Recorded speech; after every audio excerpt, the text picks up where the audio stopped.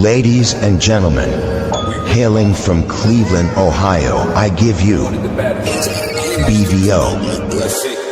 Oh, we boxing? Yeah, we boxing.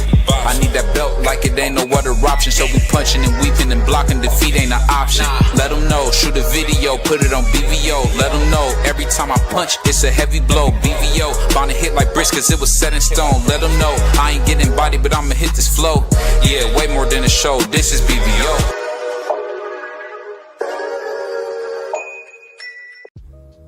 On behalf of BVO Sports TV, we would like to thank our sponsor, Raycon, makers of the Raycon Everyday Earbuds, the perfect model for premium sound with active noise cancellation to block out distractions and transparency mode to keep you aware of your surroundings.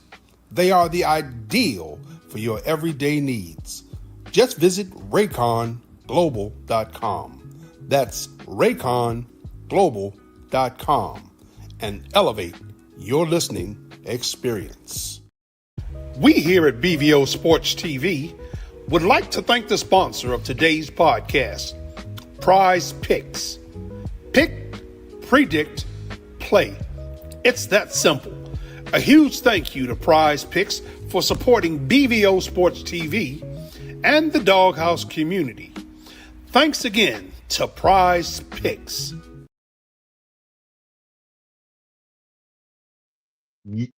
Yo, what's going on? What's going on? It's your boy BBO Sports TV. We in the house. We back. And I'm in here with one of my favorite people, man.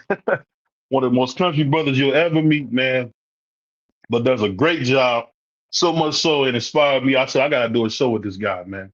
What's going on, Trillo? How you feeling, man? Hey, what's happening, BVO? What's good, Brody? Good. So, hold on one second. So I wanted to have a different conversation, man, because I watch your show. I'm a big fan of some of the things, how you do your thing. But before we get started, I want to ask you a very simple question. What do you think is going on with the Black family unit in America? Okay. What's happening is the Black family nucleus is finally figuring out that all the propaganda that's been told to us as Black Americans is a whole crock of lies and a whole bunch of propaganda. For instance, we've been told for the longest, all right, Black men do not take care of their kids. Okay, cool. They say Right. that. Statistically, though, Black men are the most involved in their kids' lives. 85% of Black men who father kids in America take care of their children past college. That's something that I didn't know before starting to do more political content, doing more research and deep dives and learning real sources and methods and learning real sources and statistics and data. And that turned me into the monster that I am now. I want to salute everybody in the building. Thank y'all for dropping in, man. Hit that like button, man. Make sure if you're not subscribed to my brother BVL, subscribe to him, yo. Go ahead. Go ahead, dog. I'm sorry. No, because to my brother, I got my brother Insane here 1 second. So I'm trying to get everything together. You know, whenever you about to start the show, that's when everything go haphazard. But I'm saying that, man, because, you know, one of the things I can say for me, as I've learned more and more about politics, I guess I have a hard time being a Black heterosexual man, finding my place in today's Democratic Party. What would you say about that? See, I'm not a Democrat. I'm an independent. Right. Reason being is because you're seeing the reason in real time with Jasmine Crockett. The same propaganda they used against Kamala Harris, they're using against Jasmine Crockett. And the shame is Black women have literally laid the pave work or the groundwork for women in general to have rights, women in general to be able to sign contracts and leases in their name, that open up credit card contracts, the whole nine. The whole suffrage movement was stolen away from 5 Black women. I covered it on my show today. Right. That movement was centered around Susan B. Anthony, which is false. Black women started that. But you know, that's kind of the stuff like the worst thing that I've heard. One of the worst stereotypes I've heard about black people is they say if you don't want black people to find out about something, put it in a book. Right. And in me doing politics, I've learned to read a lot more. I've learned to intake a lot of data, a lot of information, because I've listened to conversations with my relatives. I've listened to conversation with my own father, with my brothers and my sisters. I've listened to conversations, they're misinformed. And so that's the reason why I do what I do now, because I want to teach as many people who are willing to learn. Yeah, and I say that because, I mean, the reason I brought up the Democratic Party is because traditionally in America, ever since around the late 60s, you've seen black people kind of flock to the party. And I guess the thing that I'm hearing more and more from black men, especially young black men that are doing the thing, trying to have families, is they're trying to find strength. And when I say strength, they're trying to get away from the matriarchy and get back to the patriarchy, where we got young men doing it. Because I do understand people like my grandmother, they did a lot, but their husbands were more involved. Right. And the thing that gets me is when you look at, like, this is a crazy stat for us, only 30% of black men and women are married today, compared to you had it almost at 98%, which sounds crazy. It's like you made that up, but that was just in 1965. And I look at that, and then when you hear the people that's speaking, they're speaking about stuff I think that's important. But I guess the whole key is, how does that fit the black man in America as far as finding his way? For someone who's coming up, trying to learn where they fit, what would you say to that? Right. That's a very, very good point. One thing you could figure out is you have to cut through all the noise. Like, I'll give you an example. Case in example, they say that black men more than likely are going to marry outside of their race. Right. That's what you heard. Everybody's heard that stereotype. Mm-hmm. That stereotype could be more false than Donald Trump telling the truth. You know what I mean? But that's what it is. That's what it is. I mean, but I understand the Democratic platform, and the problem I've always said with the Democratic platform is messaging. You don't see any of those prolific Democrats outside of people like Jasmine Crockett who are cutting through the noise and dropping real knowledge and real facts when it comes to black families, the black family nucleus and the whole nine like that. Like the way you get black men back in the way, because off YouTube, I mentor young black men. And I take pride in that. Reason being is because young black men are misinformed. Young black men are misinformed to thinking that fast money is good money. Right. Young black men are misinformed to thinking the treating and disrespecting of black women is the way to go. You have to denigrate and desecrate the name of a black woman, call her down bees and hoes and all this stuff. You have to do all of that stuff to make yourself feel like a man. That's what's being projected in propaganda when you see media. Every time you watch a movie with black men in it, you see black men disrespectful to black women, call them out their name, the whole nine. This is what they've been doing for generations. That's the reason why the world sees black men in America the way they see the world, see the black men in the world. You see what I'm saying? They see black men as violent, as hypersexual, as low IQ, all these different stereotypes and lies that keep propagating to black men in general. And it makes it a lot harder for black men, I mean, especially in today's time, to even figure out what their place is actually. That's why you got to have a whole bunch of people like myself, like Drew Titan, like 78, who constantly drop game and drop knowledge and puts you back up, give you a perspective using statistics and data to show you, hey, black king, we're supposed to be kings here. Propaganda is not going to work anymore. And people are more and more every day waking up to it. Yeah, super, my brother. I'm about to bring my brother in saying that, but I'll say this. But the thing I think that happens is this, and I could be wrong, because that's why I don't get a chance to have these conversations. But I think the thing that happens a lot is when you are a black man, you're looking for shows of strength. And when you see what Barack Obama does, as far as constantly almost feel like he undermines black men, where he was waving his finger saying, hey, and I knew what he meant, but it still wasn't good messaging, like you just said. When he was waving his finger saying, voting for, Donald Trump, that doesn't show you that you're masculine. I think the thing that people were trying to say was, which, you know, I understand because of two-party system, but Right. I think the thing is this: you don't want to vote for somebody who really, and a lot of the stuff they said about Kamala Harris was false. Like a lot of stuff about her gelling blacks, all that stuff was false. I know. That's not what she did. Was she tough on crime? Absolutely, but not nearly in the way that they tried to portray her as. But what I'm saying is, when you see her say things coming from a high-minded standpoint, same thing when you look at Kamala Harris. People don't realize, how can Obama say what he's saying when we seen Kamala Harris be betrayed right before our eyes? People don't realize that Joe Biden didn't want to step aside. Nope. He was forced to. And when we say that, you say, man, how can I find a show of strength if every leader that's controlling something that means something to me tells me how I'm being is wrong and how I'm being is not okay? But you see a brash, tough talking white guy in Trump who gives people that illusion of strength and what I would call that straw man of strength. And I think most people kind of flock to that because I'll be honest with you, man. You know how many times we hear, I hear young black men say, hey, I don't care about the homosexual problems. I care about having a job and taking care of my family. And I think sometimes so many things get convoluted because even with Jasmine Crockett, she talks so much about, you know, homosexual rights and stuff like that. If I'm a voter, I don't want to hear that. I'm just being honest. Because a lot of us, just to be totally honest, were raised by our grandparents. So we come in with some semblance of what you would call a conservative mindset.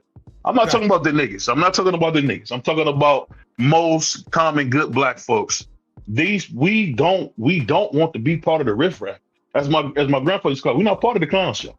Right. And I think so many times you could I want you to speak to this. Why does it seem like the clown show is so involved behind us, and as black men and women, we're not a part of this. We're not a part of this. And I have nothing against the LGBTQ community in any way. I'm just saying that's the feeling where their rights feel more important than ours. What would you say to that, Will? You know what? For a while, I felt like that until I actually started studying. It's like I said, research over me search. When I started studying and looking into politics, because I kind of felt the messaging I understood the premise behind what Barack Obama was saying. I understood the gravity of why he was saying it. And that's one of the conversations that I've yet to hear anybody who says that. I've yet to hear them say. I've never heard them talk about the gravity, because look what we have now. We have a whole fascist in the White House, a man devoid of any soul, any personality, any kind of empathy, anything that has to do with a human life. He doesn't care about no one at all. Right. So I kind of understand why Barack Obama was taking the stance he was at the same time.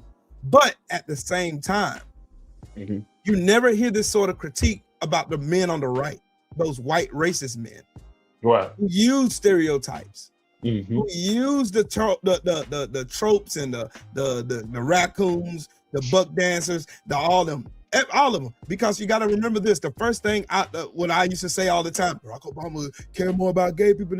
You got to understand, Barack Obama was the president of the United States of America. He wasn't the president of black people.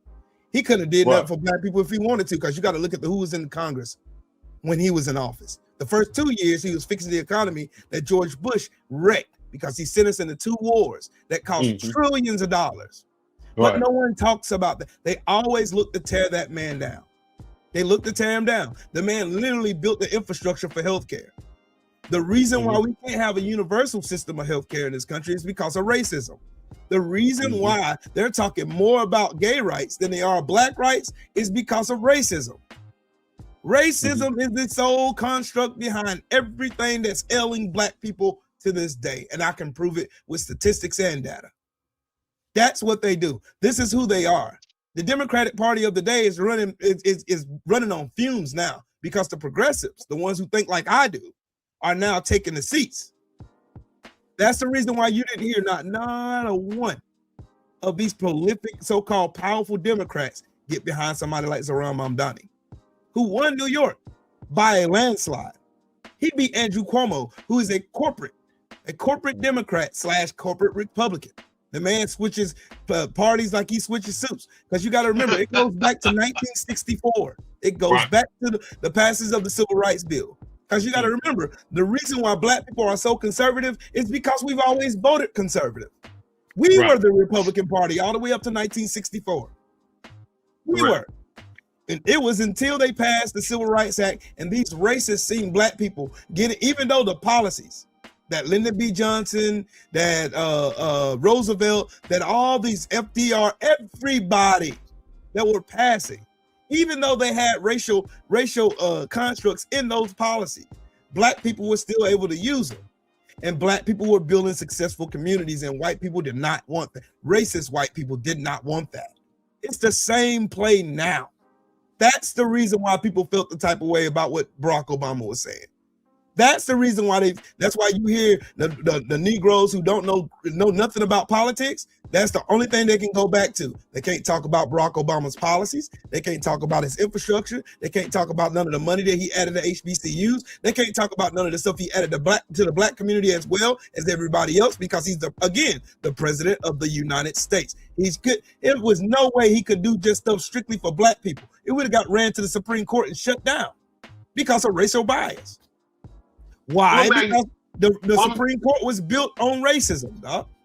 Or what about Robert Emanuel, who people forget about Robert Emanuel, chief of staff, who purposely put out a lot of BS. You know, and I feel like, to me, because I look at Obama as two different things. I don't know if people are familiar with Van Jones.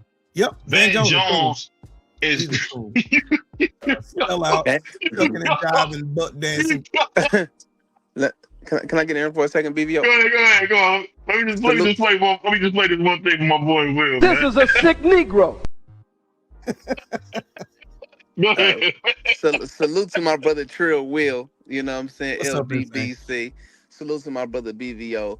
I do know Van Jones, and every 4 years, Van Jones goes on MSNBCs and cries. Exactly. I do know Van Jones, but let me tell you, this conversation is a beautiful conversation. And I'm gonna sit back and listen and get my input when I can. But the way y'all cooking, man, y'all cooking. I'm not no dummy. I understand what y'all saying. I just like to hear the conversation. You know what I'm saying? It make me feel good to hear this type of conversation, because you don't hear this on YouTube a lot. You know what I'm saying? So when my voice is needed, then I say something. So I'm gonna just sit back and just, you know what I'm saying, enjoy. Hey, I'll tell you this, man. My boy Trill Will, man. That brother I'm gonna give it to you raw, bro. I'm gonna give it to you raw. Oh my God, I ain't got time to call to nobody, bro. For real, I gotta get it to you. And you don't know why? Get your hand out of my pocket. Get your hand out of my pocket, nigga. Yeah, get your hand out of my pocket, nigga. Trill Will and Freedom's March together is, man, like, talking about, that's a combination for you right there, bro. But them guys be cooking. I'm gonna say this, and you know, my homeboy said that I was wrong for thinking like this, but I give Trump credit for what he did with the criminal justice bill, as far as making it easier for felons to get these jobs that they couldn't get before. I get it's gonna help his buddies who coming out of jail. You thinking the wrong person. But go ahead. You thinking the wrong person, big dog. You should be thanking Barack Obama for that. Why you say that? Look at the First Step Act. Look what when it was first enshrined under Barack Obama. Trump took credit for it. Just like he took credit from 2012, right? Yep. He took credit for it. Him and Kim Kardashian pranced around, but then here we go again. You got to listen. Donald Trump is a double talker. My daddy always told me a double-minded man is unstable in all his ways. While Donald Trump presented that First Step Act, he was going to his Attorney General Bill Barr saying to keep them in jail. Yeah. Google. So, I know what you're talking about, because I've seen Trump kind of switch that veterans bill that Obama did in 2011 to try to make it seem like it was his own. Yes, he's doing the same thing right now. The stuff that Joe Biden did with the American Rescue Act and what was the infrastructure, the infrastructure bill that he passed. Now Joe Biden had got all kind of contracts. Like, for instance, that battery plant down in Georgia. That was because of Joe Biden. Who took credit for it? You know, whoever finished his job usually takes credit for it, because I say this, and what would you say to people who say stuff like this about Trump? Trump and Joe Biden, the oldest presidents we ever seen, have done more for us in our lifetime than we ever seen done before. What would you say to people that say that? Negative. No. I would say Bill Clinton. Where are the receipts? Show Bill me Clinton the is receipts. evil, man. Show me the receipts. Show me the receipts. Can I say Neither one of them, like Trump has been more in his first term. Mhm. It was detrimental to the black community. He cut funding to the HBCUs. He did that. The Congressional Black Caucus has to force him to fund it. There was no funding for HBCUs under Trump the first time he was in office.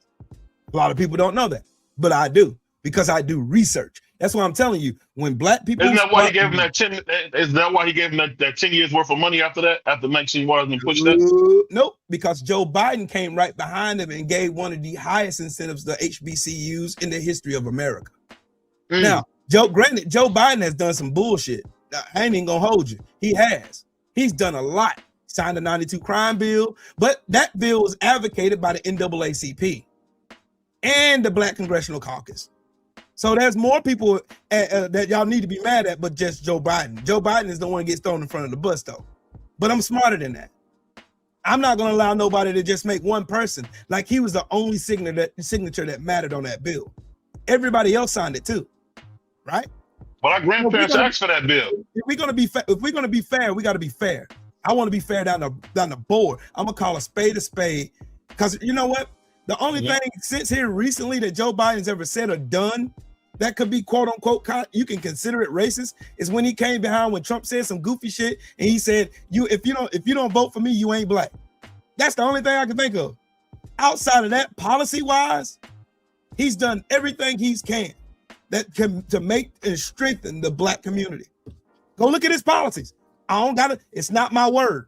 It's policy. I don't care about what you say. I care about what you do. What you do defines who you are. Yep. Can I ask you this? Yep. This is how I feel, and I told my homeboy this before. I said maybe we don't need one of these billionaire, millionaire presidents. Maybe we need a president that makes minimum wage. Maybe we need a president that actually gets on the subway to get to work. Maybe we need somebody closer to what's going on in the middle class and the poor than just directly coming from the rich, because I think that we lost connection. Once you're dealing with the rich, they lost connection with the middle class and the poor. Now, I'm upper middle class in the way I live, and I understand my income as well is upper middle class. But the thing is, we know that the middle class is crashing and the middle class is actually keeping America going. But shouldn't we have a president within middle class or poor, you know what I'm saying, to fix the economy and what's going on in the economy? How do we fix a broken system and a broken economy? Like, how do we do that with the presidents that we have? I was waiting for this. That's a loaded question, though, bro. I like that question, though. That's a smart man right there. That's a smart Negro. Here we go. This is how you fix it. Insane is right. We need a president that represents the people, for the people, by the people. The problem with politics now is Reaganomics, people like Trump. Trump has never had to work for nothing in a day of his life.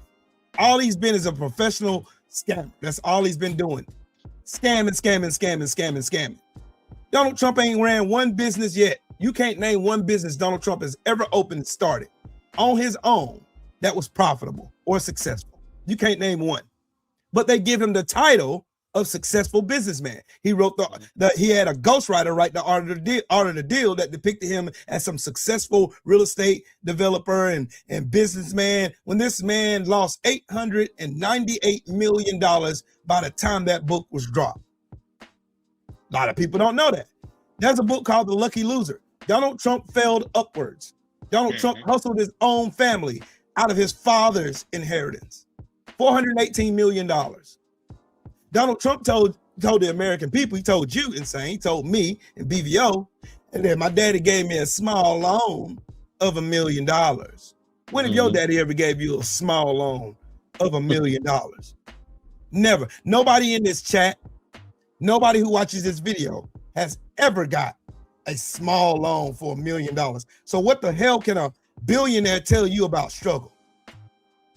That's one of the primary reasons why I got behind Kamala Harris, because I understood and I know her record and I know what kind of policy she was putting down when she was a senator.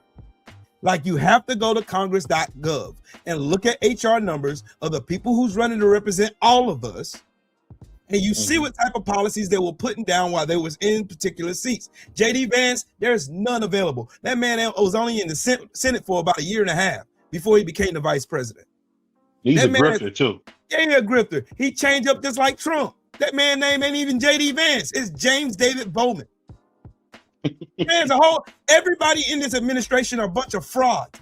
Everyone. Cash Patel's a cockeyed fraud. He want to be a white man so bad. I'll see you in Valhalla, brother. They not gonna allow your stand nigga behind in there. This is a sick Negro. You are a Negro. You are a nigga with an accent. Oh, I will vote for Donald Trump. You are a nigga with an accent, sir. The Somalians for Trump. You are a Negro with an accent. That's another thing, Trill. Will, can I ask you a question about these okay, let me get this right. Let me say it the right way. How do you feel about the foreigners that come over here of black descent, like the Somalians, like the Africans, like the Jamaicans, that disrespect black Americans and call us lazy and say all these things about us that's not true, but they take the white ideology. They take the white ideology and they use it against us. Like, how do you feel about that? Like, how do we fix that problem? The white man told them that. The white man, of course, the Western culture, movies, radio, songs, everything that white people have done to spread propaganda throughout the world. And I've traveled the world. I've been around the world twice. When I was in Japan, that was one of the questions I asked some of the Japanese natives. Why do people not like black people? But when I was in Japan, they were fascinated by my skin. They were fascinated by how I looked, how I talked, how my vernacular was. AAVE, I was teaching them black slang. They loved it. It was like, you know, like what we see on TV, because that's where they learned it. They learned it from white propaganda. It's everything America's ever said about black people's been a lie. Everything. Everything has been propagated by white supremacy. White supremacy hadn't stopped. You think white supremacy stopped after the Civil War? No. Jim Crow came after that. Black codes came after that. Convict leasing came after that. Sharecropping came after that. Yep. I'll say this, man. The whole nine. I think this is the thing. This is the thing I'll say. And hold on, let me pull up my notes because I want to make sure I came prepared. See, this is my whole note, bro. But hey, you know, I don't get to sit with my brother Will all the time. You know, he don't always come hang out with the blacks, man. You know, he's doing his thing. So I appreciate you coming down to hang out with the brothers, man. You said that because I'm bald head, bro. You gotta watch him, man. He got the Malcolm X glasses on. You gotta watch him.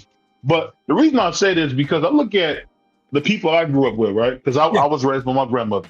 We're talking about people who had real bigotry. Real bigotry. Let me ask you this. For those of us who came up, and I call it the Sammy Davis way. Yeah. Now it's funny because people call this, you know, they want to call you a coon, they want to call you monkey, whatever. That's okay. That's what they want to do.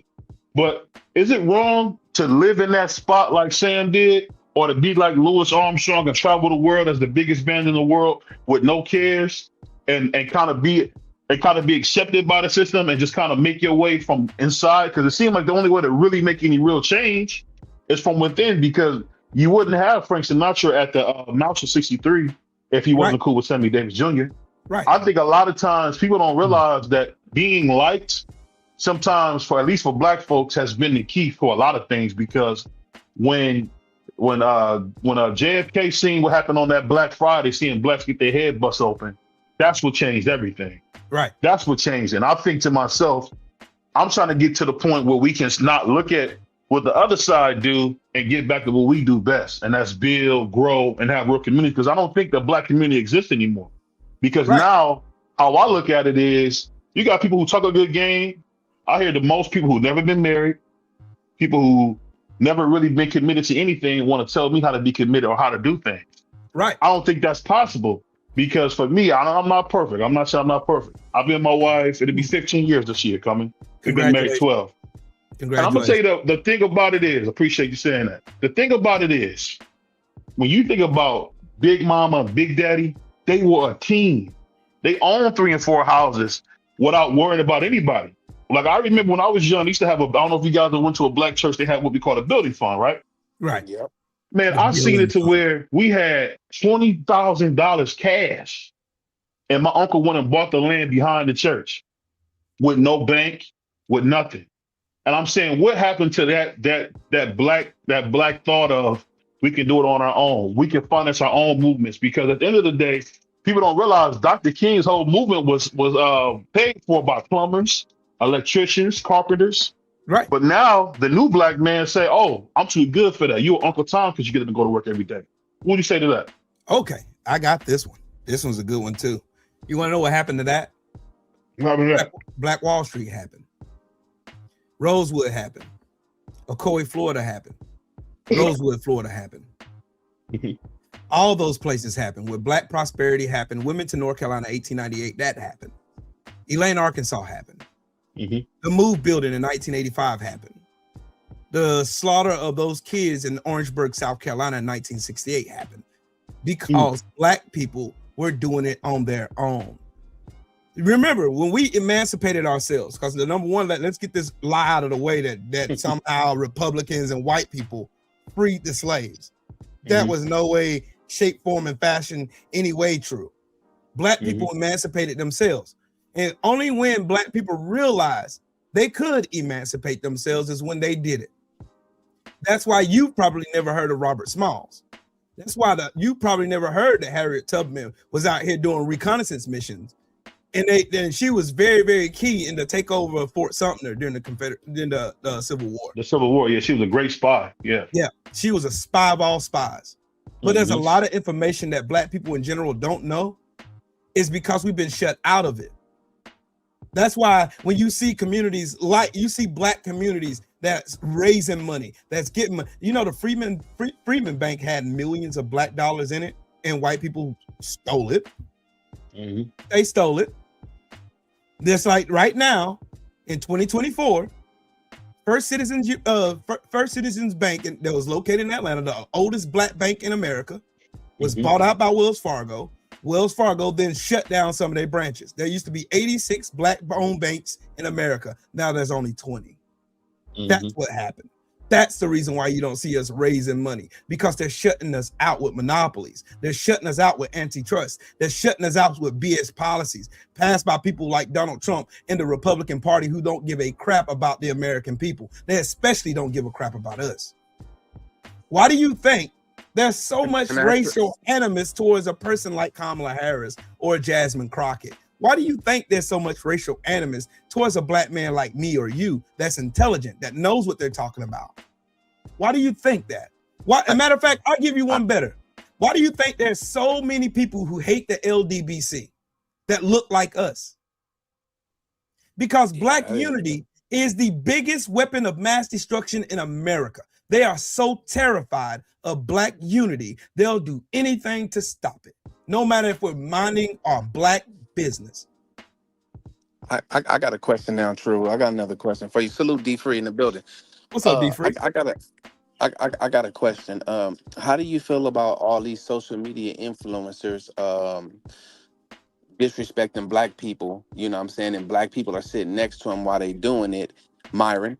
And how do you feel about when Black people, such as we know who, I don't want to mention their names, but these Black podcasters that live on disrespecting Black people and they're Black themselves?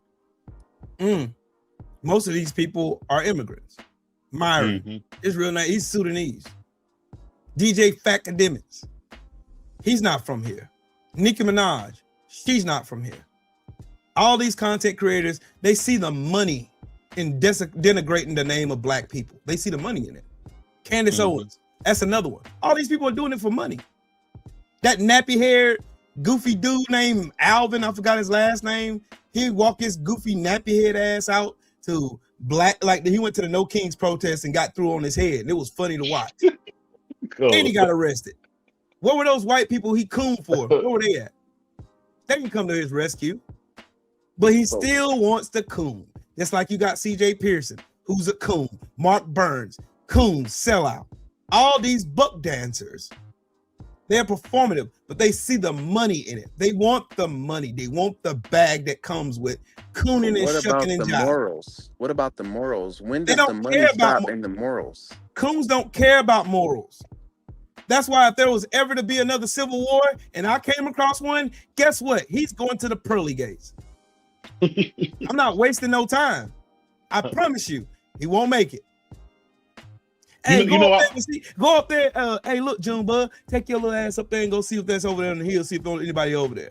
Pow! Oh, my gun went off. y'all laughing? I'm serious. I'm dead serious. Let me say this. When I look at a guy like Myron, who's an Arab or whatever, which is cool. That's cool. I think the thing with these people is these are drifters, and I think a lot of times people don't understand that you can't look at them because they're putting on a performance. Right. Because I say this, and I just say I don't like the way Candace Owens lives, but see, I'm so old school. I know that way I move is not really normal because I grew up with the thought of you can't sleep white and talk black. Right. Now I'm one of those rare people who's like that, and I know a lot of times people say, "No, that's not true." Wait, that's say not that again, true. BVO. Say that again. You can't sleep white and talk black because my grandma was never a fan of Harry Belafonte, never a fan of Quincy Jones because of those things. And you say, "Yeah, true." Well, doggone, Martin stayed at Harry Belafonte's house all the time. Harry Belafonte gave almost every dime he had to Martin. But I think it's really come down to what you do and not what you say. And I think when you look at a lot of those people that do that, they're making money. Just like they had the white young lady who came up and did blackface, and then when she got demonetized, she wanted to cry and say, "Oh, they did me so wrong. They did me so wrong." I think of it like this. Most black people, man, I'm just be honest. We get caught up in the wrong things. And when I say we get caught up in the wrong things, we worry about the wrong things about like money. We worry about status, things that don't matter. Like right now, I'm working on my health, right? Trying to get myself back in shape. Right. I think if we focus on those things that our great grandparents did, there's a book out called "Our Great Parents Live Better." Our parents live better than us. But for us, for some of us, it would be our great grandparents. You think about how these people with no education could buy a house, 2 and 3 cars, 2 and 3 houses. And now you look at their kids, they don't own nothing. They can't graduate high school. I think it just really, man, we lost what's important. And what's important is to be a part of this equation, not screaming outside the building of it. I just don't think it works that way. I think people being liked and being included weighs way more. Because look at Joseph in the Bible. The whole reason he's able to save his whole family is because he was loved and liked. And they say, you know what? Bring your people, man. And I think we got to get back to that because we will never get what we want to get, man, trying to fight this unwinnable war of whether it's white supremacy or anything like that, because that's how it was built. That's how it was built. Anytime you can come to a place and say I own land, you can't do that. People laugh at the Indians and say, "How did you sell Manhattan for a bag of Skittles?" Well, they didn't believe you could even buy that land. They didn't believe that was something that you could even own and possess. They just said you can have it because you say you want it. But these things that we're trying to do. We're trying to fight people who I would say really, really mean the worst for us. And I think we got to get back to just simple economics, like the brother in Georgia, man. I think his name is Simon Ware, built his own school. Him and a couple of brothers built their own school. I think you got to get more of that, because if not, I feel like you get more talking than you do actually boots on the ground doing things. Because one thing my wife said that she hates all the time, because she works in the financial sector, is that people judge blacks. And they don't understand that they got so many things going on that they don't even have the basics. So of course they're not paying their rent on time. Yeah, but I will give you a caveat. And I used to think that too, but it's a whole lot more deeper than that. Let me tell you how white supremacy works. Ronald Reagan is the reason why black people can't own houses and land like they used to. Ronald Reagan is the reason why we can't own 2 or 3 cars like our grandparents did. Our grandparents had a better economy, because when Ronald Reagan cut the effective tax rate from 90% down to 28%, it took the load from the rich people who had more than enough money to pay for the infrastructure and schools and all that. That's the reason why we have the roads and buildings and stuff we have, because the rich people were paying for it, as they should. Right. We shifted the responsibility of the upkeep for this economy from the rich people all the way to the middle class and poor people, which is the reason why you see the wealth disparity that we have. I was working in the financial sector. I worked in the financial sector for 15 and a half years before I quit in 2022. Mm-hmm. I know finance from start to finish, in and out, back to front. There's no part of finance I don't know. Macro, microeconomics, the whole nine. My bachelor's in business management with an emphasis in supply chain management. I know supply chains like the back of my hand. I watched Trump desecrate the supply chain during the pandemic. Watch them. I watched companies, and the company I work for, matter of fact, for example, they took all that money that they got from the 2017 Tax Cuts and Jobs Act, and they bought back their stocks and built their dividends and gave themselves raises and fired a quarter of the company. Now, you tell me what trickle economics has ever worked for anybody. It's never worked. It's a fallacy. That's the reason why the economics in this country is the way it is. What we have to do in order for us to get this economy to where it favors us, I mean the working class, the middle class like us, like me, like you, the middle class like insane like us, the way you get that, number one, you desecrate Citizens United. Get that the fuck up out of here. Get APAC the fuck up out of here. Get them all up. Get money, lobbyists, all that out of here. Every bit of it. Every bit of it. Corporate Democrats, vote them out of office. Get them out of the way. Hakeem Jeffries, Cory Booker, get them out of the way. They're going to do everything they can to uphold the system and the status quo. You need people who are going to be rebels, like me. If I was in a position in the Congress or Senate, I'm going to be a rebel. I am passing bills. I am writing bills to the floor to get rid of all of it. Because the bills have the American people vote and pay your salary. You make $174,000 a year. You make more than most of your constituents. And most of these people now, if you see Republicans, these mothers only been at work a couple weeks out of the last, 6-7 months? Mm-hmm. And you let and people keep letting Republicans off. They keep letting them off. Oh, it's the Dems. Everything is the Dems' fault. The Dems are the only adults in the room. They're the only ones that's responsible. They're the only ones that have been voted in their seat. They're the only one taking our taxpayer-funded checks. No. The Republicans are. They're taking your checks, and they're passing bills to make your life harder. I.e. right now, your insurance is scheduled to go up by the 31st of this month. That's a fact. Who did that? The one big beautiful bill voted into power by Republicans. And it messed a lot up. In the last 11 recessions, who caused the majority of them? Republicans. George Bush, Ronald Reagan, and Donald Trump is the reason why we owe $38 trillion in debt.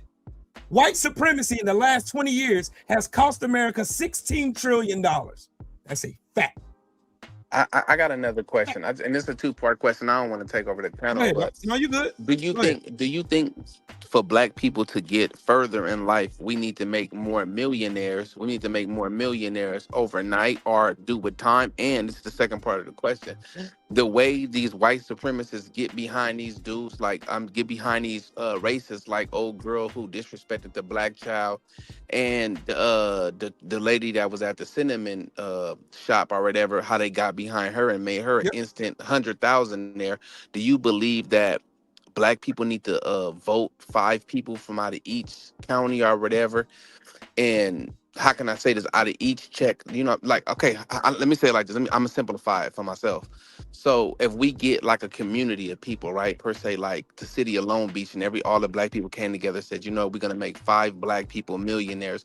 So out of our check, we're gonna give $100 for the next year or 2 years to make them millionaires, and then out of the next 2 years we pick another 5. Do you think that would help the Black community? And what I said earlier, I don't know if I said that right, but I tried to simplify it. I get where you're going. I think what would happen is more bills that centered around the working class. That's why I got behind Kamala Harris. I read her platform. She was proposing giving $25,000 to first-time home buyers, $50,000 to start up businesses. Taking away the reason why housing is so high is because of BlackRock buying up all these single-family homes and renting them out, causing you to be forever. Matter of fact, let me pause and say, because y'all see what y'all got one in here. Straight Fighter for Life says victimhood. Guess what, Straight Fighter for Life? You're a victim too. Now what? Yeah, I'm a victim. You had a 400-year head start on me, and I'm still doing better than you in life. Now you tell me who fucked up, me or you? Talk to him. And I'm on my way of owning my third home, so can't do me like that. See, the problem is saying, you know what the problem is? These people always love to come in here and talk about black people are victims while ignoring all the shit that these racists have done.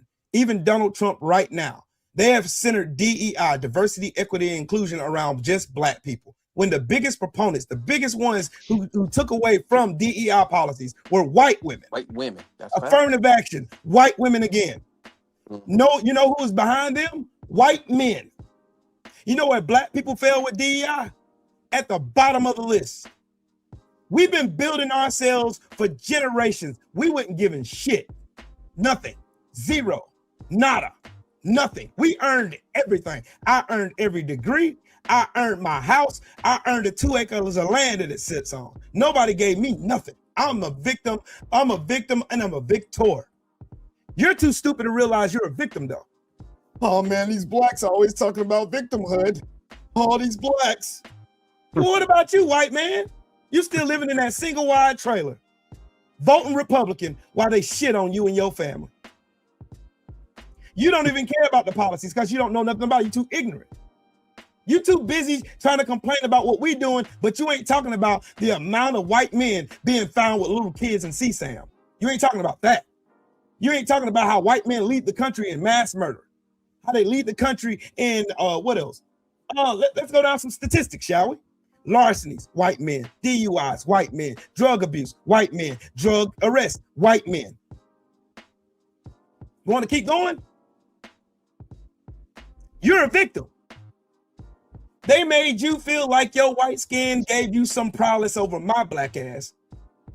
And every time you tried it, you failed. And you had a 400-year head start. You had 400 years, over 200 years of slavery, free labor, free money. Your ancestors profited off of. Then you had Jim Crow. You had 175 years of Jim Crow. Then you had segregation. Then you had convict leasing.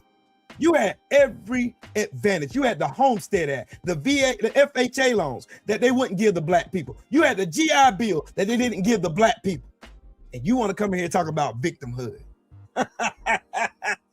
My dad was born in 1953. My dad went to a segregated school. My grandfather was a sharecropper. Oops. And I'm still better than you. 8 years in the Marine Corps, veteran, decorated, got our honorable discharge, 2 college degrees, finished dean's list. Successful father, making more money than you can dream of. I got more money in my account now than you could ever think about having. I got clothes in my closet that cost more than your house. I got watches in my bag in there that cost more than your car and your house. I said that to say this. Not saying it to be braggadocious. I'm saying it because you have a moral failure to address, sir. You don't need to be worrying about black victimhood. You need to be worrying about white failure. That's what you need to be worrying about because you've been voting against yourself because Lyndon B. Johnson told y'all the biggest thing y'all should have been listening to. He said, if you can convince the poorest white man that he is greater than the best black man, he won't even notice you're picking his pockets. Hell, give him somebody to look down on and he'll empty his pockets for me. And you spent your load in that club and you broke. You broke, nigga. Welcome. Pick him up. Somebody pack him up, please. Pack him up. Oh, no, victimhood. They love saying that. I love when y'all say that because I have statistical data. I have statistics, data. I have history. I have context. I have stuff wrote down. You bragged about it. White men have bragged about the desecration of the black community, and still we rise every single time. That's why you're really mad. You're really mad because you see this black man in this big ass house with this big ass computer, with this big ass monitor that costs way more than what you can afford. That's a $4,000 monitor, homie. Oops. These glasses are $800. Oops. This chain is $700. Oops. Where you better than me at? Sorry. Your whiteness failed you, homie. I'm boy Will Cole. Hey, let me get my man let me get my man Puerto Rican Free here. What's going on? What you got on this? What you got on Puerto Rican Free? No, I listening to you cook. Y'all up here cooking. What's going on? Well, What's up with it, D3? and I mean, I agree with a lot what Will says. I like the fact that he went over to doing a politics channel. And I remember when he said this. He said it when he was doing back when the whole campaign was going on. He said, y'all mad I got into politics. I do better than I do boxing. And you absolutely correct. I like how you be cooking when you're doing the politics. Shout out to you and your channel. I see your channel growing. I see you have a lot of people there when you doing your show. Keep doing what you're doing because this is what we need. We need people to speak on politics that actually know what's really going on. A lot of people listen to what other people say and they don't really know what's going on. They don't know how politics really work and they don't know who's really behind all of the movement when this stuff goes down. They just go by what the vast majority is out here talking about. They don't talk about the little dark secrets that they keep hidden to themselves that they don't let the vast majority know about. And if you don't have nobody speaking about it, nobody's ever going to know about it. So go with the status quo. But keep doing what you're doing. I appreciate what you're doing. Hey, salute to you, D3. There's a reason why. And just so y'all know, D3 is a Puerto Rican. That's not a black man you're talking to. Oh, D3 is a Just so y'all know, I don't want nobody to get up here and say a black man was talking. No, that's a Puerto Rican up there. So give him his credit. Leave my boy D3 alone, man. Hey, yo, they think his brother up there talking, man. I've got to let people know. Hey, you want to know something for real though, D3? I think because I talked to 78 about it, and because I was gonna go back to doing boxing. He was like, "No, bro, you need to stay where you at. That's your lane, bro. You can dissect and put together stuff and show receipts and show statistics and data and stuff like nobody would know if you didn't go look for it." Right, cool. Right. And I saw that that's the thing. When you first did your channel, and I saw you was up there talking about it. I was like, we'll talk about politics. Let me see if he really know what he's talking about. I'm sitting there listening. And it was a couple of times I came to the channel. I didn't really say much because a lot of times when I go to these channels, I don't really comment in the comment section. I sit back and listen to what the host got to say. And I was sitting back listening. And I was like, Will know what he's talking about. I say he's real good at this. This is his avenue. Yes, he know boxing and he can talk about boxing, but this is his avenue. This is because everybody can do different things. You might can talk about basketball, you might can talk about football, you might can talk about boxing or whatever. But when you find an avenue that actually draw people, that's the avenue that you need to stay at. Because you can talk boxing. That's why they have your other brother channels. You can go there and talk boxing with them. Right. But your avenue is politics.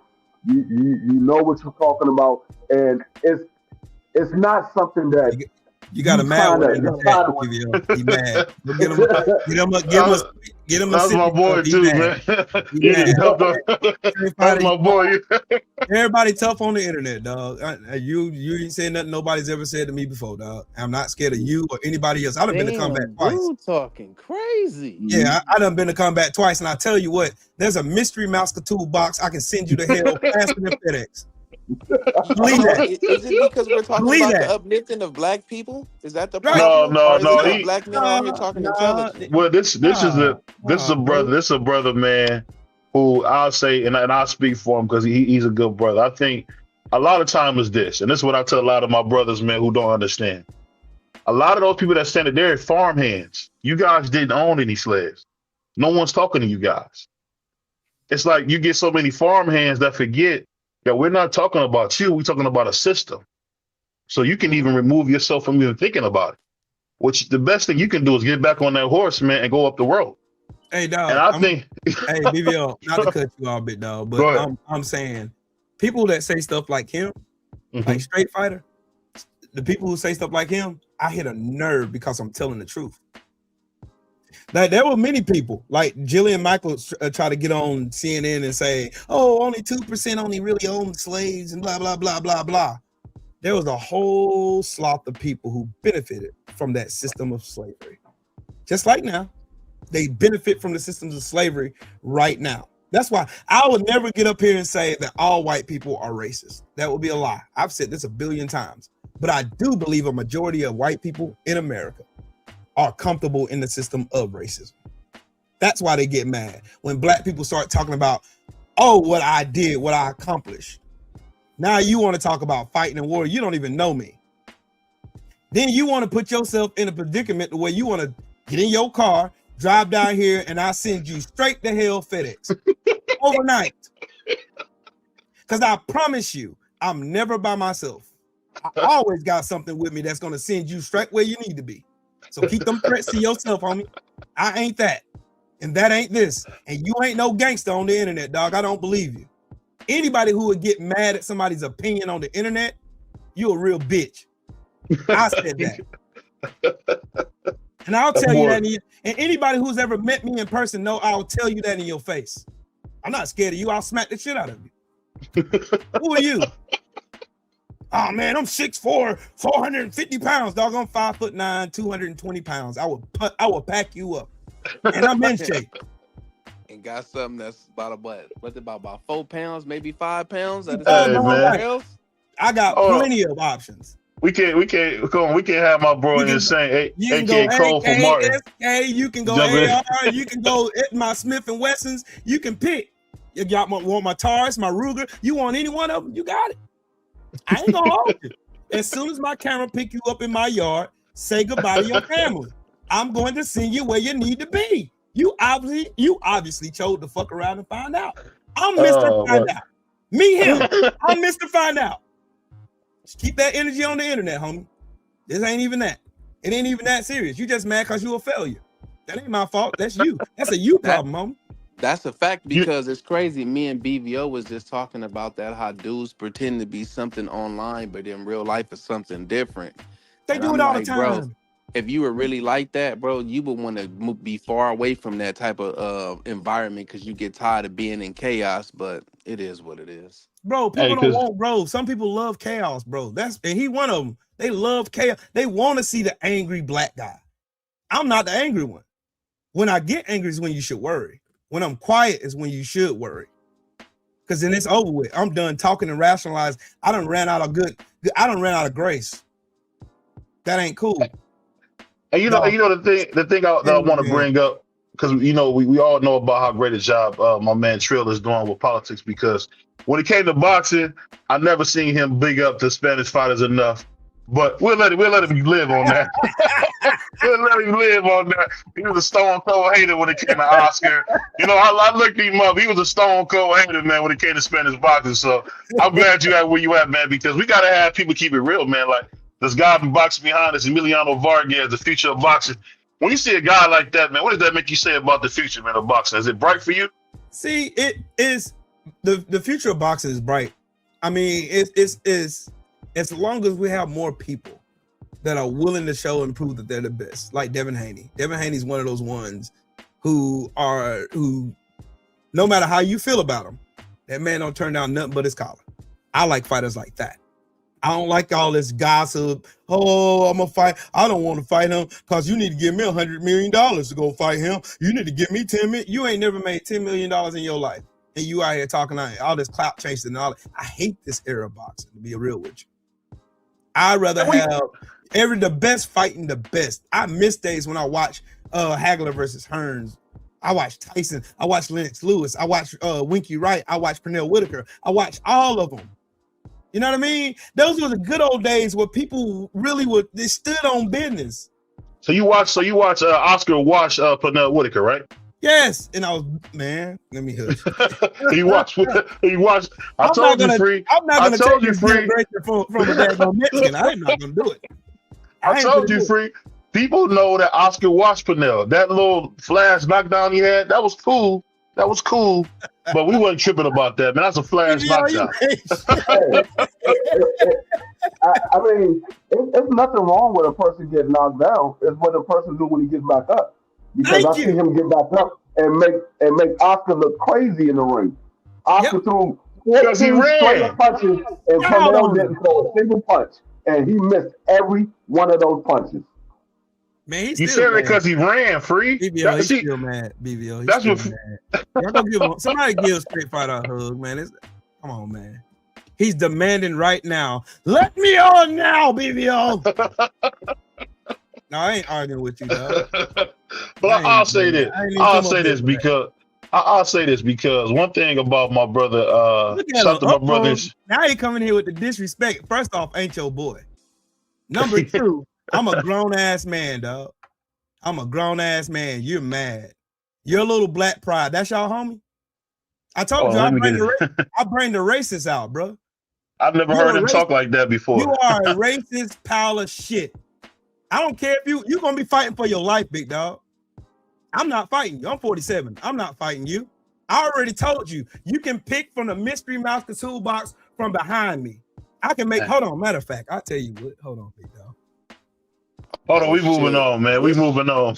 We moving on. This thing got real. Dang. That's my dude too, man. Shout out to my brother Straight Fighter. That's my dude, man. I ain't never heard him talk. Hey, Free, we ain't never heard him talk like that. Shout out to Straight Fighter. Me and Free been doing this 3 years. He ain't never talking like that. I tell you what, BBO, tell him he can talk to my homies. S&P. Talk to them. They got 15 babies. And she loud too. She real loud. Speaking of that, because I definitely want to get a little boxing talk out of you, especially with a little more. Mr. Shelton in the building. Now I'm a boy. Salute to Mr. Shelton in the business. Black pride, look, black pride, black joy is revolutionary, homie. Black joy. I'm gonna be real. That's one of my dudes that when I first started was on here, so that's kind of shocking to see the stuff he's saying. But it's amazing.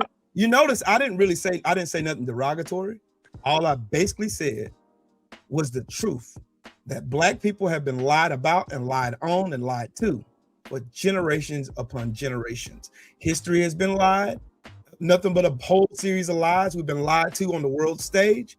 They've told other people of other demographics that we were lazy, we were mean, we were hypersexual, we beat on women, we don't respect our own selves, we don't respect our women, we're low IQ, we're this, we're that, we're the other. They say this stuff all the time, and it's nothing but a bunch of fabricated lies to cover up for the lie that they are. Inadequate, mediocre, and weak.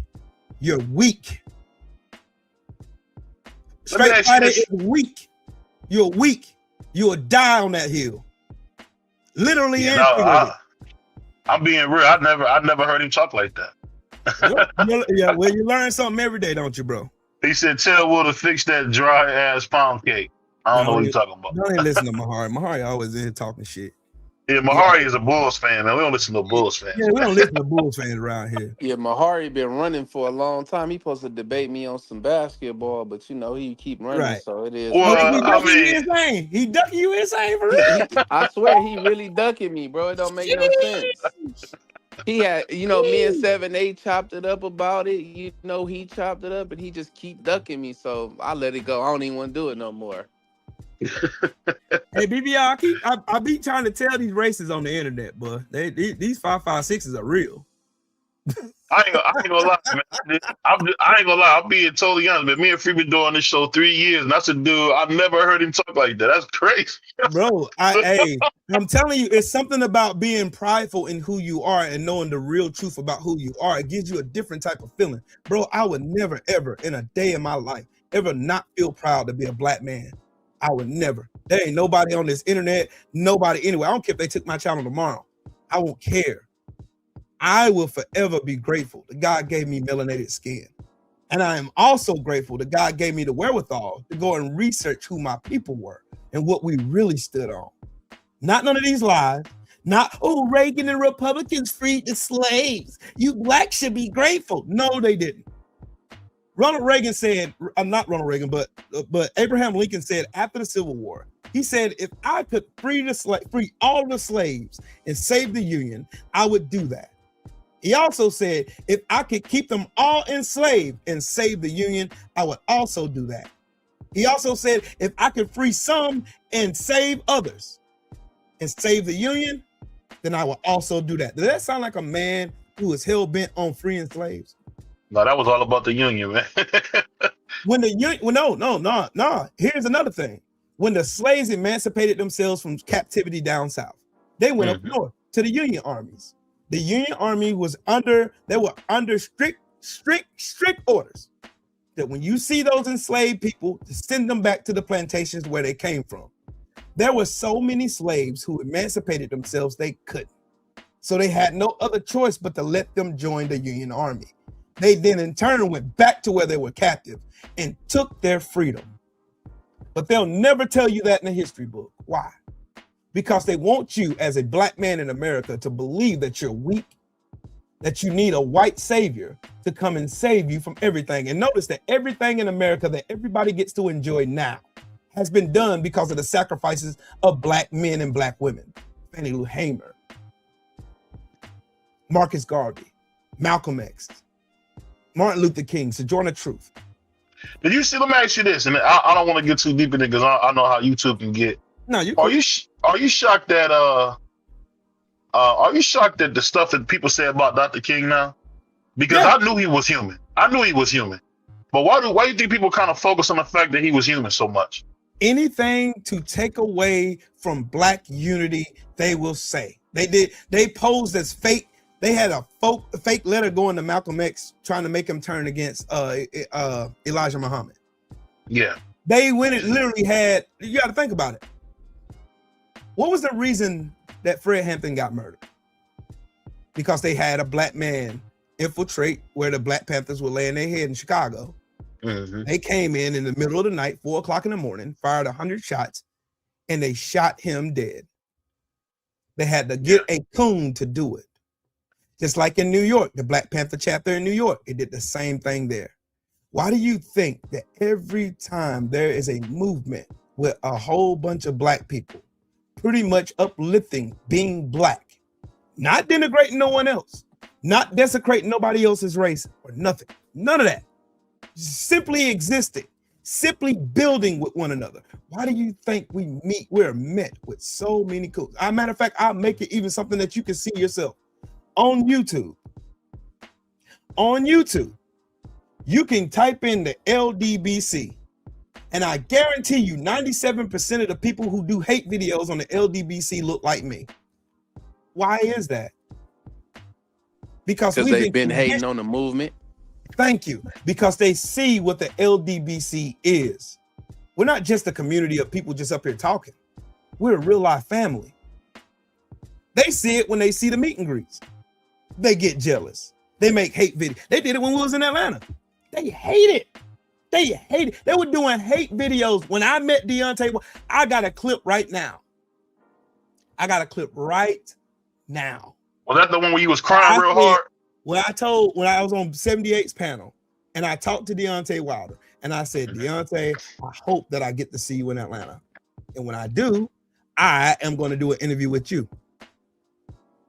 And it came to pass when me and him both screamed Bomb Squad together. That happened because of the LDBC.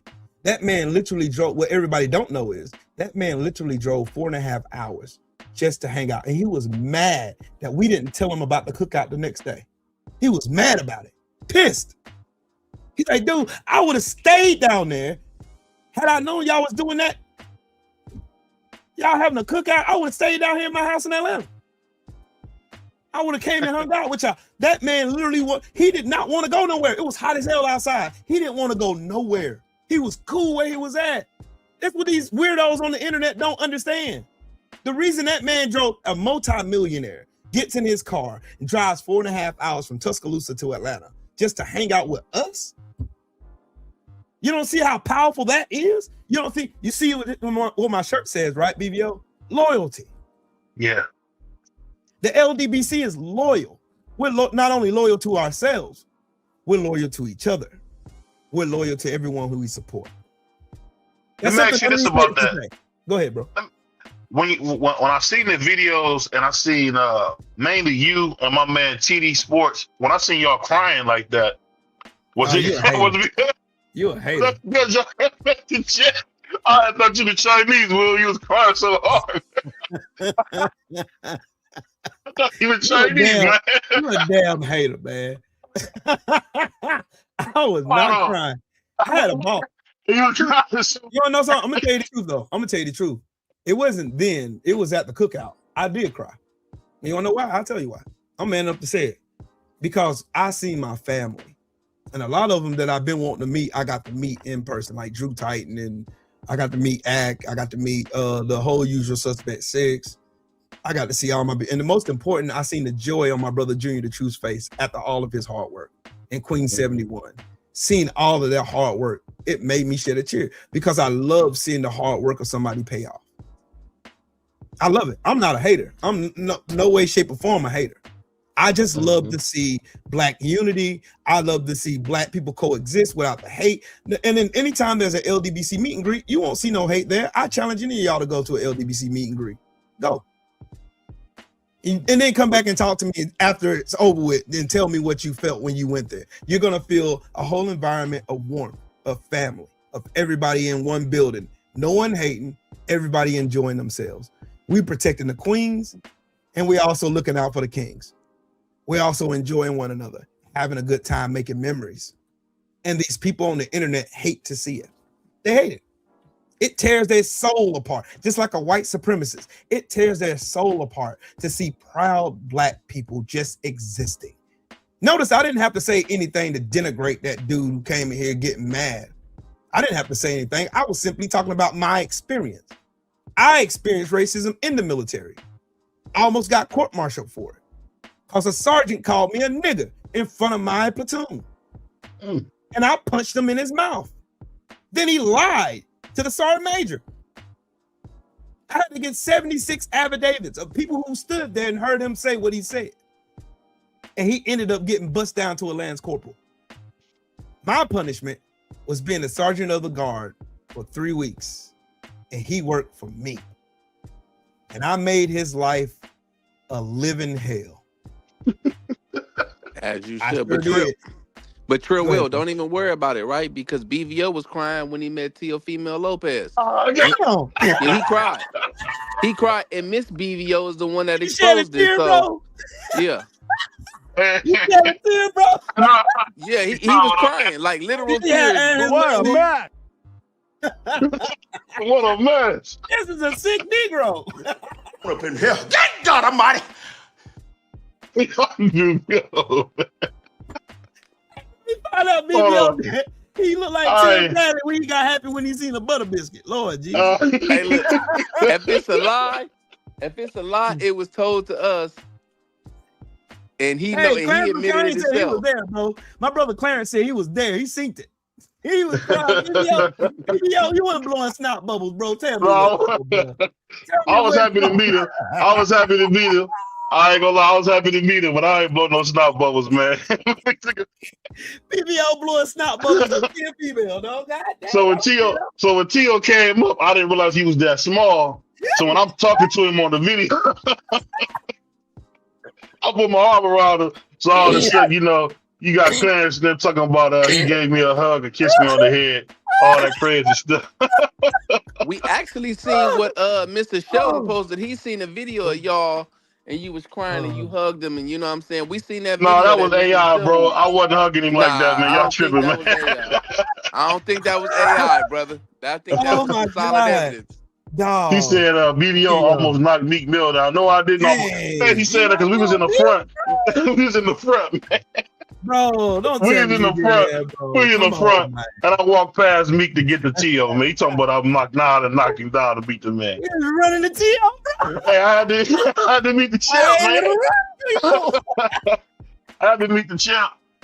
It was funny too, because when I met him, I couldn't believe how little he was. But I was excited, man. You don't get to meet little Floyd every day. Shout out to T.O., man. Oh my God. That shit's funny, dog. Shout out to T.O., man. I know you. BBO running the T.O. That shit's funny. I want to run into. I like how you do that. That is hilarious. That's hilarious. No, So when we the met, part, go ahead. the part when he was crying was the funniest part. When the No, man I gave wasn't T.O. a crying. hug, then he thought the pizza man was against T.O. He tried to fight the pizza man over No, T.O. it's just That's so Will, we crazy. went. Hold on, Will, we went to me, my wife, and another brother that come on the show. He co-host of the show, my man Prize. Yeah. We went to a pizza place. I don't know what was going on with my boy Prize. He was saying something crazy. The pizza was saying something crazy. I just said, give me, I ain't gonna lie, I was kind of tired. I said, just give me the effing drinks and let's go. So I went to, so I'm yelling at the pizza man, and Tio and his whole team in there sitting around, and they looked kind of like spooked because they seen me kind of, I was kind of screaming at the pizza guy. Oh man. But when we left, he shook my hand and we left. That was cool. That was cool to run. Crazy. It was But did cool. you do that because he forgot to put pepperoni on T.O. pizza? Nah. Damn. Don't do that, man. Oh, bro. I'm just telling you what was told to me. Clarence said you ran the TO with open arms. Oh. Don't tell me you was singing Celine Dion when he was running to him, bro. Don't tell me that, dog. Yo, man. Come on, BVO, He bro. was Hey, singing, I ain't say nothing. Seal. I ain't say nothing when I seen Deontay's shirt was wet after hugging you and Tommy from the Bronx. I ain't say nothing, but y'all want to try to put me out. Y'all want to put me out. That's what we doing, huh? Okay. He said he ran to him. It was funny because as soon as I seen TD Sports hit me up right away. Oh, you mentioned what? Man, I had, you know what, bro? I tell you what, that was like I met Bill Haney in Dallas. I met him, Rick Ross. I met a few people down in Dallas, but Bill Haney really is like the coolest. He real cool and laid back. Like I literally had a chance to just chill, cut it up with him, talk to him. And he was there just chilling, bro. He literally flew down there just to go to the meet and greet. Like he literally flew down there just for that. Like that's what loyalty gets you. You know what I mean? I Bill's a good dude. He get a lot of flack, but he's a good dude. I mean, I just think my only critique ever been of Devin that always would be, I feel like Devin don't talk enough, and I just kind of realized that's what Devin wants to do. You got to respect it. Yeah, if he don't want to talk, let him do it. His dad is his promoter, and that's what his job is. He's supposed to promote.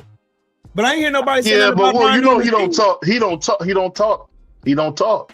Right, but that's what his father's job is. His father's job is to promote him, to get him the fights that he wants. Same what he get paid for. Most I heard Devin say is, what Devin say, y'all said this Photoshop. That's the most I heard Devin ever say. That's why I get all the hate come from. That's what he said. They hate because Devin Haney that dude. They hate it. But no, what I'm saying is, you talking about a dude who don't talk. I don't know where the hate comes from a dude who don't talk. What are you doing in the ring? I heard Devin say, "What if I knock you?" I've never heard Devin say anything negative. I've never heard him say nothing negative. But they hate on him because he's great in the ring, dog. He's great he's one of those. It's not what I say, it's what I do that proves who I am. And I love people like that because I live by that credence. I live by it's what you do that defines who you are.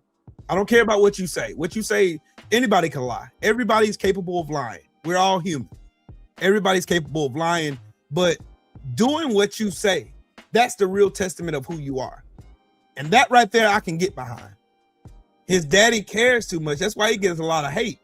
That's why you don't hear, you all of the stuff that they said about Tank Davis, that stuff is credible because you can look at his body of work. Dude, you're not fighting your contemporaries. So yeah, there we go.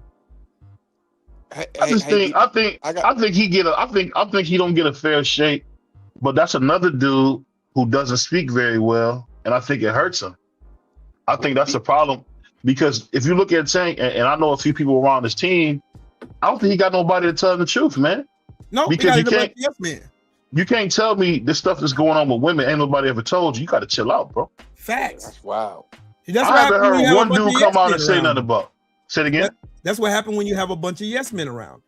Just like bro, he said, what did he say? What did he say in that post? He said, "Watch your daughter before she become the next victim." Right. What would possess him to say? What would possess him to say that? I still can't believe I heard that. Peep this though. Like the way that you see Donald Trump do, and Donald Trump messed this country up, messed the standing up on everywhere. Like our world standing is messed up. like unbelievably messed up. It's going to take decades of diplomacy to fix what this man done tore up in less than a year. The reason why he can do that is because he has nobody holding him in check. Just like Tank. Tank can go out here and disrespect his fans left, right, front, and centers. I done heard him cuss them out. I done seen it on Twitter. I done seen him cuss them out. And here they are. They're getting mad at the people trying to say, man, what's up with you supporting this dude who disrespects you? And you get mad at the person doing that.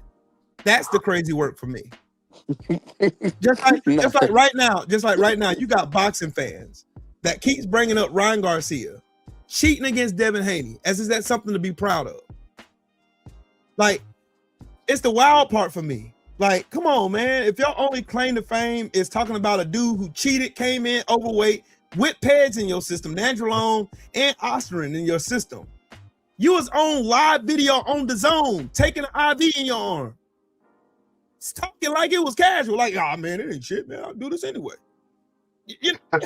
That's the craziest thing. And then you got black people who heard this man on Twitter Spaces saying how he hates black people, how he wanted to dig up George Floyd and kill him again. That's what he said.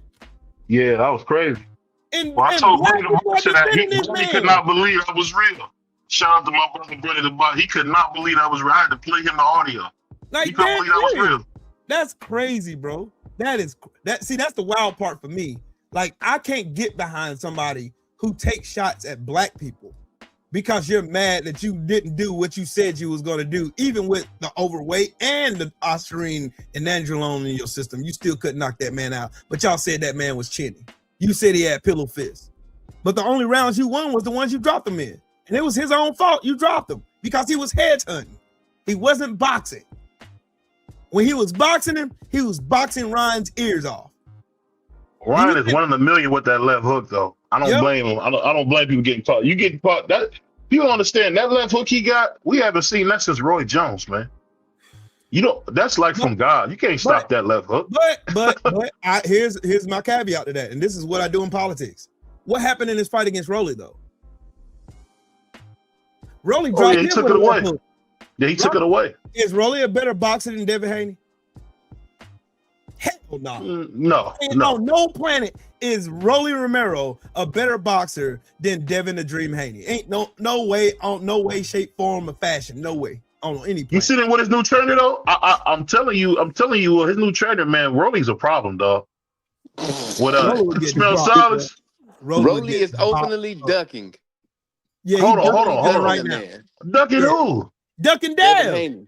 I would never. Man, trying to get some of that Manny Pacquiao money, man. Y'all gotta stop. Look, I would never ever fight Devin Haney ever.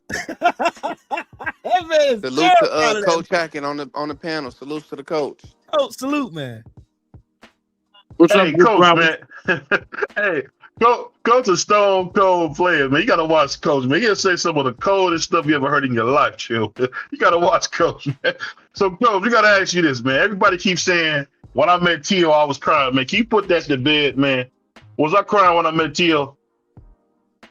Like a baby.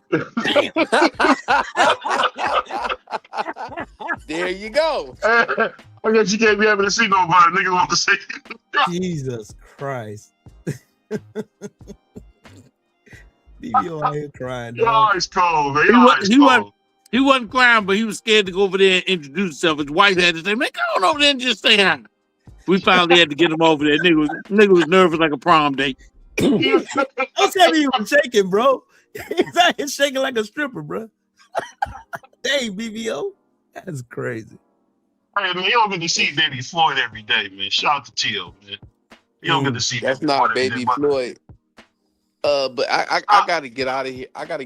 You guys. I salute everybody. But somebody in the chat said Devin couldn't sell water in the desert, but he sold more than you, and he's a multi-millionaire at the age of 27. So I guess he's selling something. Salute to the panel and stop hating on black people because we rising. Woo! Cold work, brother. Hey, let me ask you this, Coach, while we got you on, because we got my brother Trill Wood, who's into the politics, man, which I love, man. That's why I had to get my brother on here. What would be your thing that you would say, Coach, that would be a key to success for more black people to be successful, in your opinion, Coach? Education and stop thinking they know everything and get behind people and things of the black community that make sense. Stop supporting foolishness. Looked at a guy get out of prison. Some rapper just got out of prison after 20 years, and they saluted him like he was Mandela. That's our problem. Thank you. Programming and conditioning is the problem in the black community. And the more he didn't say a word though, Coach. That count for something, doesn't it? He said a word. That was a word there. Like he said the same thing I said a while ago. The same thing I said. The way in order to get black people together, get us to where we're moving into a positive direction, is to educate us. There's a lot of misinformation going in the black community.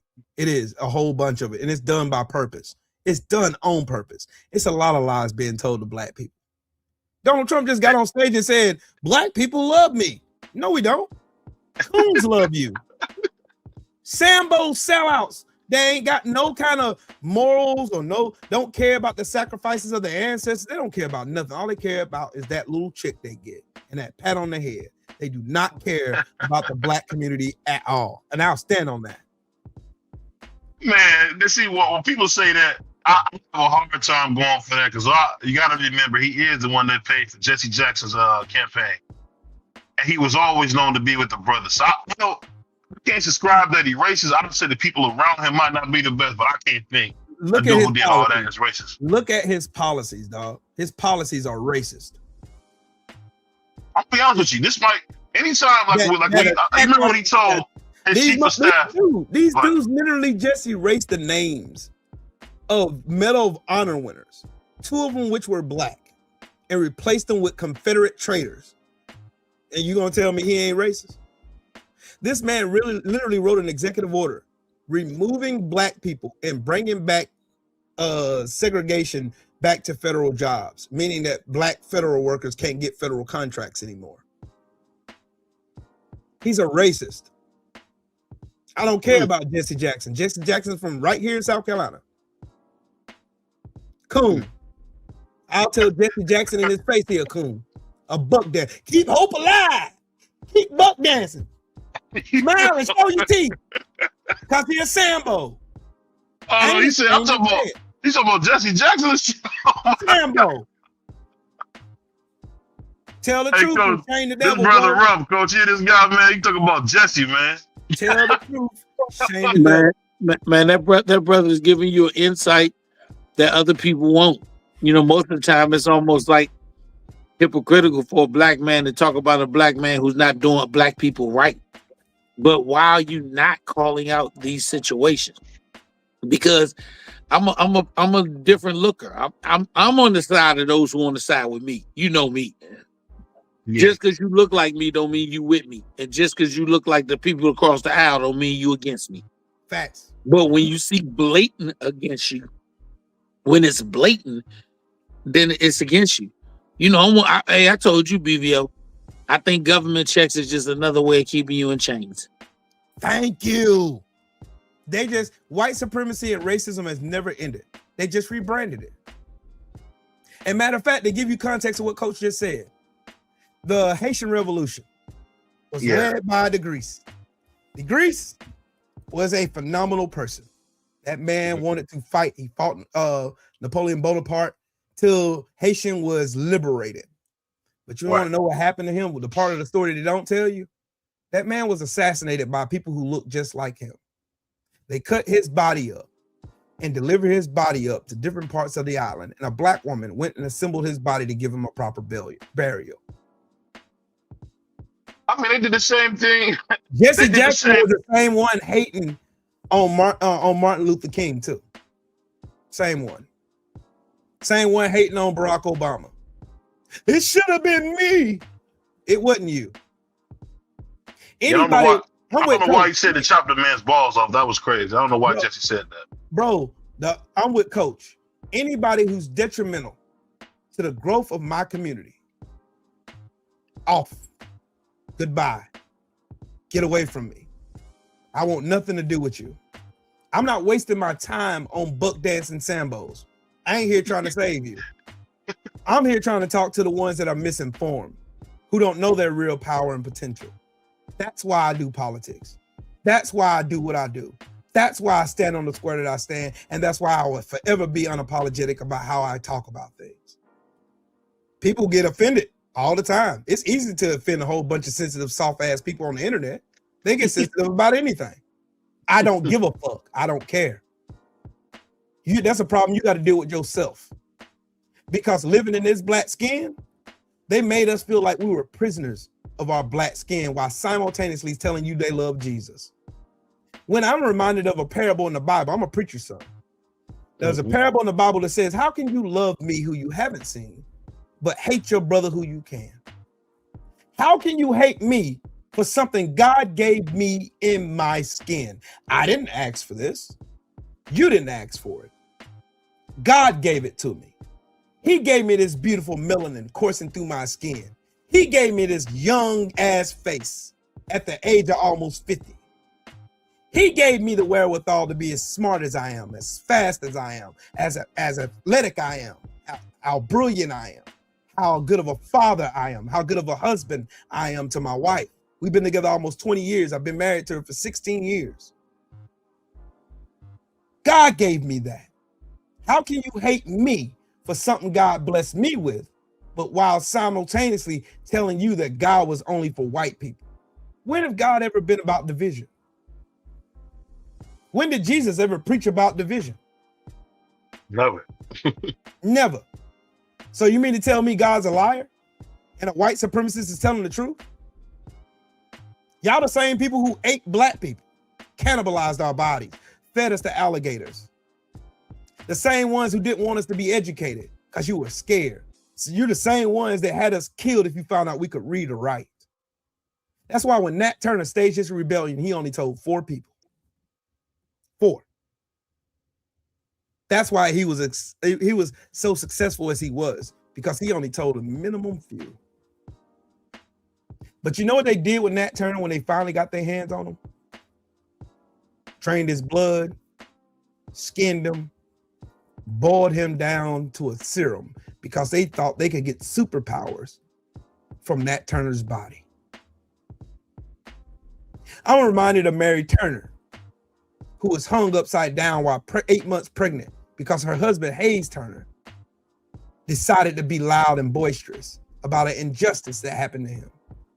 They lynched her husband. And since she seen it, she said something about it. You know what they did to her? Hung her upside down, set her on fire, cut her baby from her womb, and curb stomped her baby.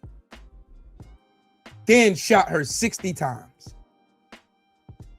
Black people's problem is we keep trying to have humane conversations with inhumane people.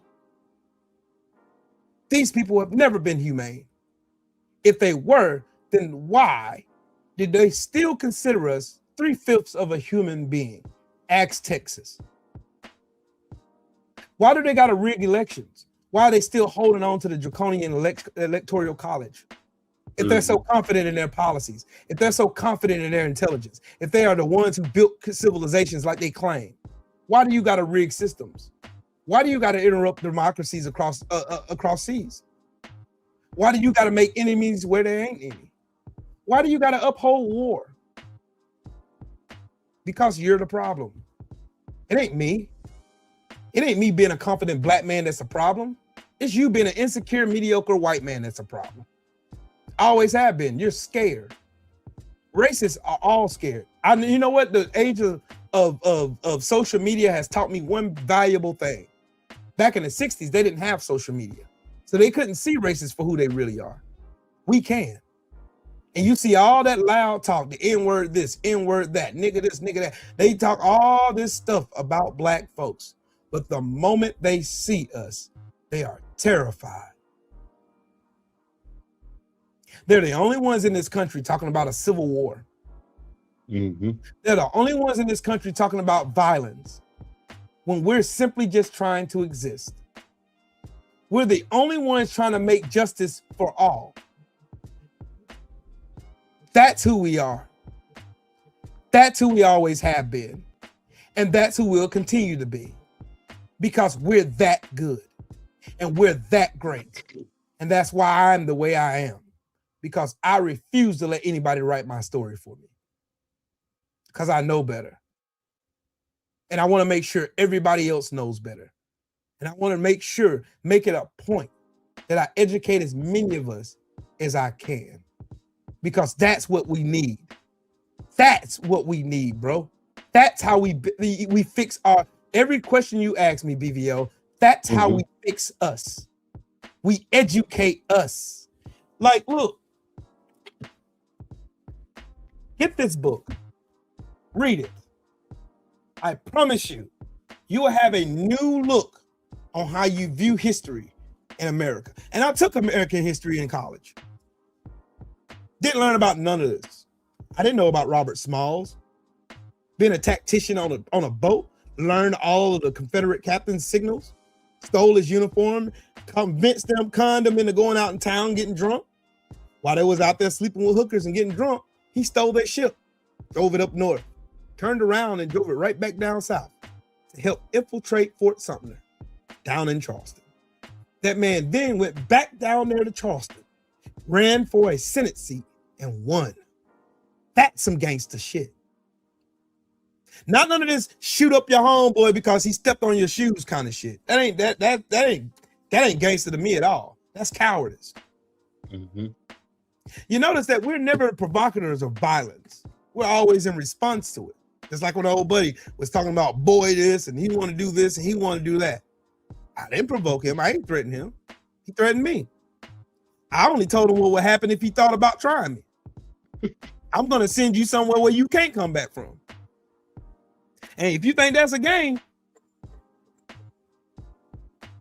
this 5.56 begs to differ. Or that 9 mil that's laying right beside me. It begs to differ, homie. I ain't fighting you. I'm too old to fight. I done fought enough. I ain't playing with you. I take your threat as a threat upon my life and my family's safety. And I'm going to send you where you need to belong. I'm going to do the world a favor. I'm going to send you to God so you can talk to him, so he can tell you how stupid you was being a racist. Send you on your way. Because these folks they be too brave. You notice that right now, BVO, racists are so brave now. Yeah. Oh, you niggers. Oh, you jigaboos, you this, y'all admit low IQ, y'all this, y'all. You notice they are all comfortable saying that. They see Trump doing it. Why do you think Trump tell every black woman that he sees they're low IQ? Kamala Harris, Jasmine Crockett, low IQ. And Ketanji Brown Jackson, that woman is the nerdiest of nerds. That woman is so smart. That woman's IQ revolves around the earth 24,000 times.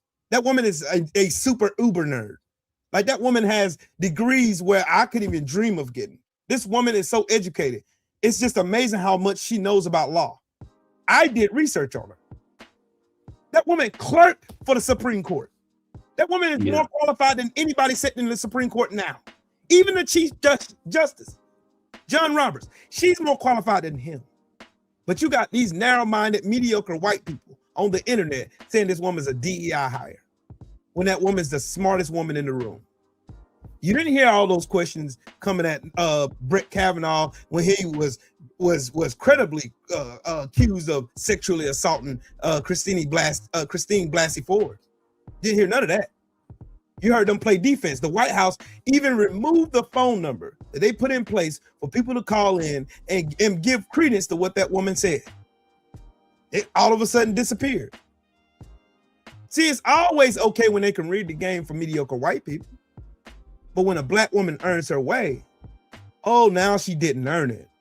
Just like you, BVO, or me, or Coach, we earned something. They always got to think we cheated like they did because we're not them. Like Kendrick Lamar wrote, they're not like us. We're built different. I'm built different. I'm a whole different animal than these people. That's what, look, my confidence intimidates them. That's why Buddy got in his feelings. Because I am me. There ain't nobody that can change who I am. Only but the good Lord in heaven. That's it. And I thank God for the wisdom that he gave me, that I'm allowed to share it to everybody else. That's my gift to the world. And I'm proud to be a proud Black man sharing real truth about real Black history.